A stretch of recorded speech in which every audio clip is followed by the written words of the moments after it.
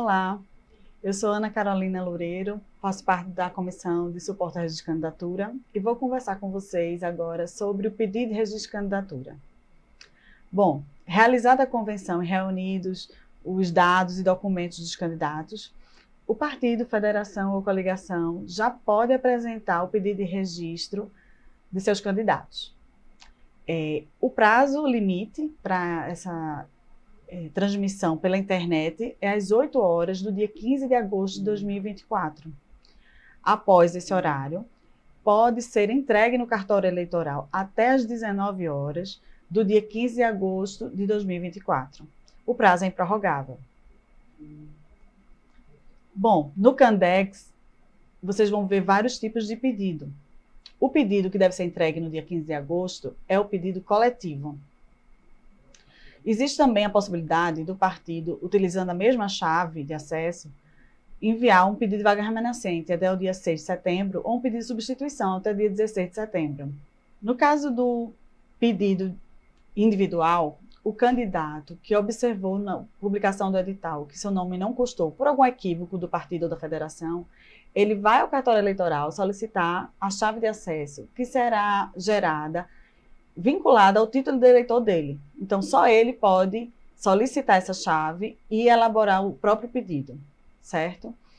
É bom sempre lembrar que pedido individual não é candidatura avulsa. Esse pedido individual é feito por um equívoco, mas ele foi escolhido em convenção, ele vai ser vinculado àquele partido, apenas deixou de constar no pedido coletivo e por isso ele está tendo a chance de pedir individualmente. Dentro do Candex, vai ser feito o pedido coletivo elaborando alguns formulários. O DRAP, Demonstrativo de Irregularidade de Atos Partidários, o RRC, Requerimento de Registro de Candidatura, e no caso do pedido individual, o RRCI, Requerimento de Registro de Candidatura Individual. Todos esses formulários e as declarações que vêm junto devem ser impressas, assinadas e guardadas pelos partidos, federações e coligações, porque podem ser solicitadas pela Justiça Eleitoral a qualquer momento. Importante guardar até o final do prazo para propositura de ações eleitorais. E caso alguma ação seja ajuizada, deve guardar até o trânsito em julgado do processo. O formulário RRC e a declaração de bens podem ser subscritos por procurador, constituído por instrumento particular, com poder específico para o ato. Bom, o preenchimento do DRAP por partido político, federação ou coligação deverá ser feito por cargo pleiteado. No caso de cargos majoritários, dentro desse DRAP vai tanto o candidato a prefeito quanto ao vice. Então, as informações do DRAP são mais ou menos o que já vem nas outras eleições. Cargo pleiteado, nome e sigla do partido, dados de contato, telefone, endereço eletrônico, endereço para recebimento de citações e intimações, endereço do Comitê Central de Campanha, lista com nome, número e cargo dos candidatos. É importante destacar que existe uma declaração de ciência do partido, da federação, da coligação, que lhe incumbe acessar o mural eletrônico e os meios informados para verificar o recebimento de citações, intimações, notificações e comunicações da Justiça Eleitoral. E que é responsabilidade manter atualizadas as informações relativas a esses meios.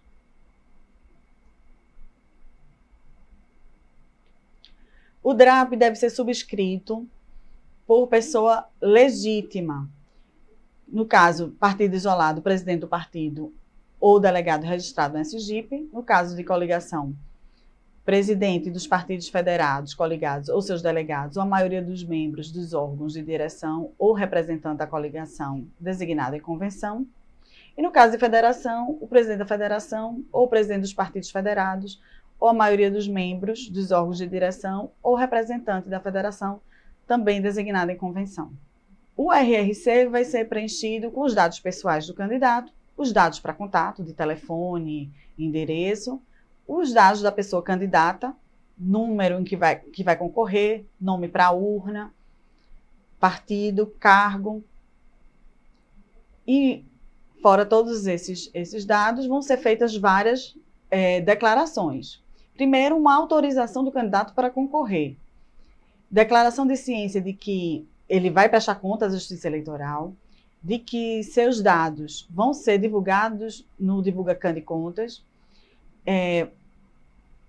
Também vai declarar que está ciente que deve acessar o mural eletrônico e os demais meios de recebimento de citações, intimações, notificações e comunicações.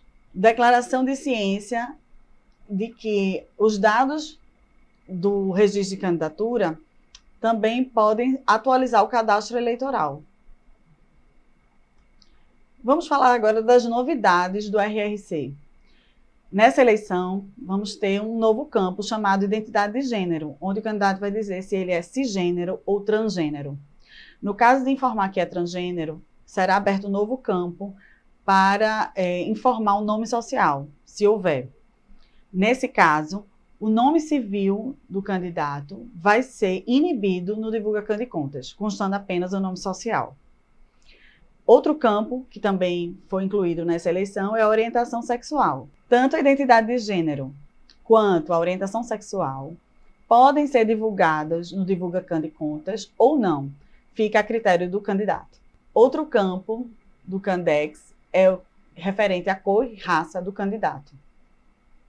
Se o candidato declarar a cor preta ou parda, em divergência com o cadastro eleitoral ou com outro pedido de registro anterior, a pessoa candidata e o partido, federação ou a coligação serão intimados para confirmar a alteração da declaração racial. Se for admitido o erro na declaração ou o prazo transcorrer sem manifestação, a informação sobre a cor ou a raça será ajustada para refletir o que existe no cadastro eleitoral. E ficará vedado repassar à pessoa candidata recursos públicos reservados a candidaturas negras. Bom, algumas novidades do formulário são referentes à Lei Geral de Proteção de Dados, a LGPD. Agora, é importante no Candex indicar quem é o encarregado de dados pessoais.